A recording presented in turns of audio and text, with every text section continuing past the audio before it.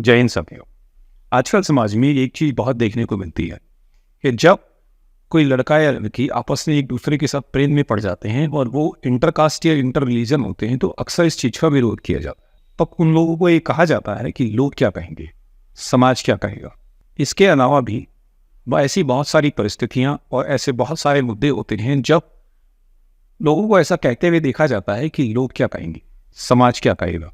जब ऐसा होता है तो इसका सीधा सा अर्थ ये होता है कि उस समय जो लोग ये बात कह रहे हैं कि लोग क्या कहेंगे, समाज क्या कहेंगे, उनकी नज़रों में समाज की वैल्यू एक इंडिविजुअल की वैल्यू से ज़्यादा है। अक्सर ये चीज़ देखी जाती है कि हम लोग समाज को ज़्यादा वैल्यू देने लगते हैं बजाय किसी इंडिविजुअल व्यक्ति की इच्छाओं के, उसकी खुशियों की, उसकी फीलिंग्स के। और बहुत बार ऐसा देखा जाता है कि व्यक्ति की अपनी निजता, उसकी अपनी फीलिंग्स को दबाया जाता है समाज के नाम। आज अपने इस वीडियो में हम इस बात को समझने की कोशिश करेंगे कि क्या व्यक्ति समाज के लिए है या समाज व्यक्ति के लिए। देखिए, मनुष्य एक ऐसा प्राणी है जो समाज में रहता है। समाज के बिना उसके अस्तित्व की कल्पना करना मुश्किल है। ऐसा माना जाता है कि जो व्यक्ति समाज के बिना रहता है या तो वो पशु है या फिर देवता। हमारे ही नहीं बल्कि पूरे विश्व के सामने ये एक बहुत बड़ी समस्या है कि व्यक्ति समाज के लिए है या समाज व्यक्ति के लिए। तब ऐसे में एक सवाल यही खड़ा होता है कि क्या मैं और आप समाज के लिए केवल एक साधन मात्र हैं? क्या आप और मैं समाज व सरकार के लिए निर्देशित, शिक्षित व नियंत्रित किए जाने तथा किसी सांचे में ढाले जाने के लिए हैं, या फिर समाज और राज्य का अस्तित्व मनुष्य के लिए? क्या मैं और आप समाज के साधे हैं अथवा मात्र कठपुतली हैं जिसको एक साधन के रूप में शिक्षित किया जाए, इस्तेमाल किया जाए और फिर खत्म कर दिया जाए? ये केवल हमारी नहीं बल्कि पूरी दुनिया की, पूरे विश्व की समस्या है कि व्यक्ति को समाज का एक साधन मात्र है माना जाए, परिस्थितियों से निर्मित, संचालित एक खिलौना माना जाए, या समाज व्यक्ति के लिए ही बना है। अगर हम ऐसा मान लें कि व्यक्ति समाज के लिए है तो समाज व्यक्ति से कहीं अधिक महत्वपूर्ण हो जाएगा।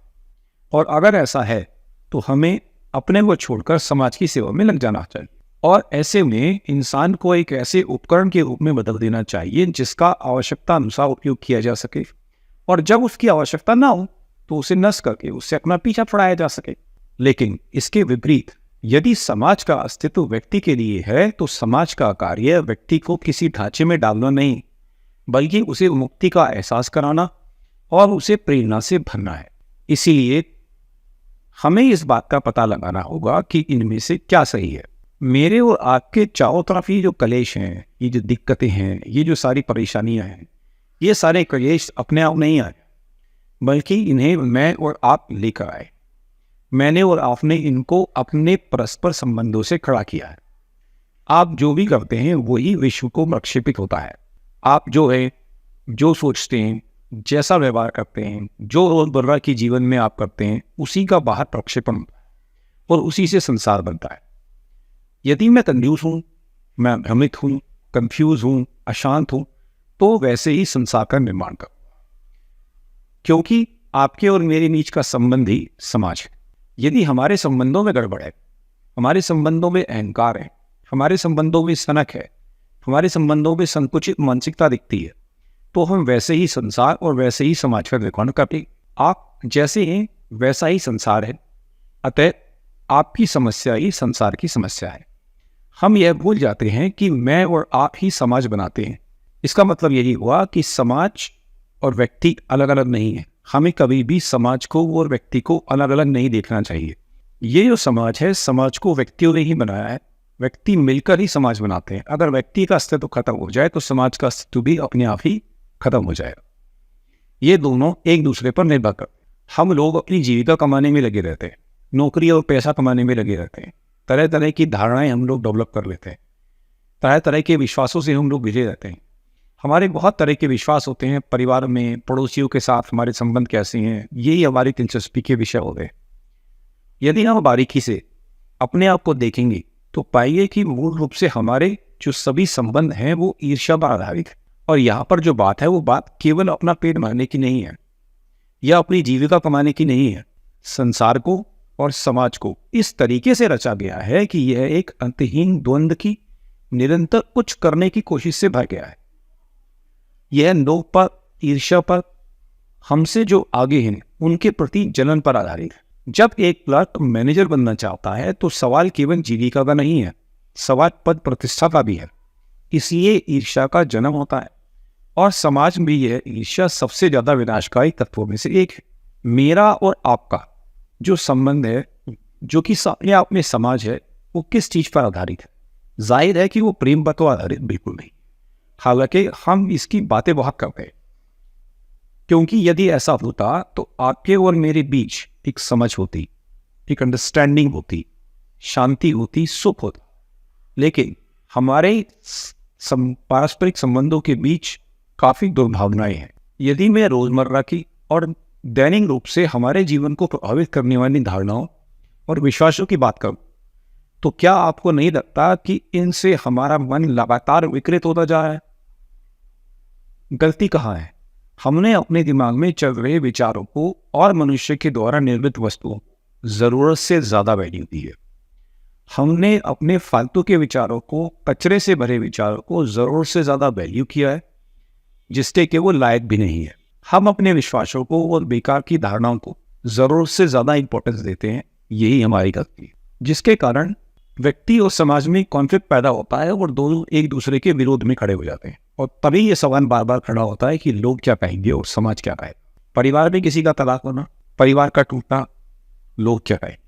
परिवार के किसी सदस्य का, किसी लड़के या किसी लड़की का अपनी जाति से बाहर, अपने धर्म से बाहर किसी से विवाह करने का प्रस्ताव रखना, लोग क्या कहेंगे, समाज क्या कहेगा। ये सब जितनी भी धारणाएं हैं, ये इसी का सबूत है कि हम लोगों ने एक बहुत सारे बेकार की फालतू के विश्वासों को, बहुत सारी बेकार की धारणाओं को जरूरत से ज्यादा इंपॉर्टेंस दी है, जितने की उन्हें जरूरत नहीं है। ये इस तरह के जितनी भी विश्वास हैं, इस तरह की जितनी भी धारणाएं हैं, वो हमें हमेशा एक दूसरे से अलग करती हैं, हमें बांटती है। कभी भी हमारे अंदर एकता को निखर नहीं आती। समाज में हम लोग देखते हैं कि हमें बहुत सारी चीजें मुफ्त में मिलती है और व्यक्ति को इस बात की आदत भी हो गई है कि उसे चीजें मुफ्त में चाहिए। जब कोई चीज मुफ्त में मिल रही हो तो समझ लेना चाहिए कि उसकी कोई बड़ी कीमत चुकानी पड़ेगी। नोबेल विजेता डेसमंड टूटू ने एक बार लिखा था कि जब मिशनरी अफ्रीका आए तो उनके पास बाइबल और हमारे पास हमारी जमीनें। उन्होंने कहा, हम आपके लिए प्रार्थना करने आए हैं। हमने अपनी आंखें बंद कर ली और जब हमने आंखें खोली तो हमारे हाथ में बाइबल थी और उनके पास हमारी जमीनें। इसी तरह जब सोशल नेटवर्किंग साइट्स आई, उनके पास फेसबुक और व्हाट्सएप थे और हमारे पास हमारी आज़ादी और इंस्टा थी। उन्होंने कहा, ये मुफ्त है, ले लो। हमने अपनी आंखें बंद कर ली और जब खोली तो हमारे पास फेसबुक था, हमारे पास व्हाट्सएप थे और उनके पास हमारी आज़ादी और हमारी निजी जानकारियां थी। जब भी कोई चीज़ समाज को मुफ्त में मिलती है तो उसकी कीमत हमें हमारी आज़ादी देकर चुकानी पड़ती। एक बात हमेशा याद रखनी चाहिए कि ज्ञान से शब्द समझ में आते हैं और अनुभव से अर्थ। व्यक्ति और समाज का संबंध हमेशा समय, काल और परिस्थिति पर निर्भर करता है। कभी व्यक्ति का महत्व समाज से ज्यादा हो जाता है और कभी समाज का व्यक्ति से ज्यादा। अक्सर ऐसा देखा जाता है कि शांति के समय, जब सब कुछ ठीक ठाक चल रहा हो, कहीं कोई दिक्कत ना हो, देश में कोई युद्ध जैसी स्थिति ना हो, उस समय हमेशा व्यक्ति को अधिक महत्व दिया जाता है। उदाहरण के तौर पर अभी कुछ दिन पहले एक पनडुब्बी 5 लोगों को लेकर टाइटैनिक को देखने के लिए गई। रास्ते में वो जो पनडुब्बी थी वो दुर्घटनाग्रस्त हो गई। तो उन 5 लोगों की जान बचाने के लिए कई देशों की सरकारों ने मिलकर सामूहिक प्रयास किया। पैसे की कोई चिंता नहीं की गई। शांति के समय में एक एक व्यक्ति की जान की कीमत होती और समाज उसकी रक्षा करता है।